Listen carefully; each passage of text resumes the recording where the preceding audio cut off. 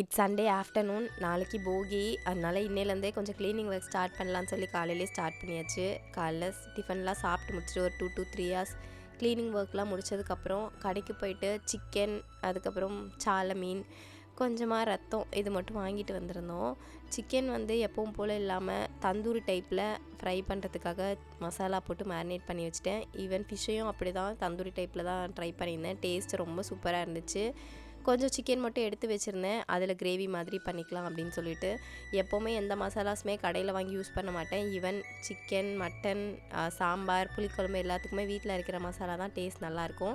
ரத்த பொரியலுக்கு அப்படியே சைடில் கடாயில் எண்ணெய், கடுகு, வெங்காயம், பச்சை மிளகாய், கருவேப்பிலை, ரத்தம், கொஞ்சமாக சீரகம், சோம்பு, மிளகு இதை மட்டும் இடித்து பவுடர் பண்ணி சேர்த்து ஃபைனலாக கருவேப்பிலை போட்டு ரெடி பண்ணியாச்சு. இன்றைக்கி லஞ்ச் மெனு ரத்த பொரியல், சிக்கன் சுக்கா, சிக்கன் 65, சால மீன் ஃப்ரை, சிக்கன் குழம்பு, ரசம் வச்சுருந்தேன். லஞ்சு நல்லா ஜம்முன்னு சாப்பிட்டு முடிச்சுட்டு ஸ்ரீ பகவதி சினிமாஸ் தான் மூவி போயிருந்தோம் ஃபேமிலியோட. ஒரு மூவி எடுத்துகிட்டு ரிலீஸ் பண்ணாமல் இருக்கிறது எவ்வளோ கஷ்டன்றது அந்த சினி ஃபீல்டில் இருக்கவங்களால மட்டும்தான் உணர முடியும். ஈவன் நான் காலேஜ் படிக்கும்போது இந்த மூவி எடுத்திருந்தாங்க. ஏன் ரிலீஸ் பண்ணலன்னு தெரியல. பட் அதுக்கப்புறம் மணிவண்ணன் சாரை ஸ்க்ரீனில் பார்த்தது ரொம்ப ஹாப்பியாக இருந்தது. அண்ட் மூவி நல்லா இருந்தது. சந்தானம் காமெடி தான் ஹைலைட். இன்றைக்கி டே வந்து ரொம்பவே சூப்பராக போச்சு. வீடியோ பிடிச்சிருந்தா லைக் பண்ணுங்கள், சப்ஸ்கிரைப் பண்ணுங்கள். தேங்க்ஸ் ஃபார் வாட்சிங்.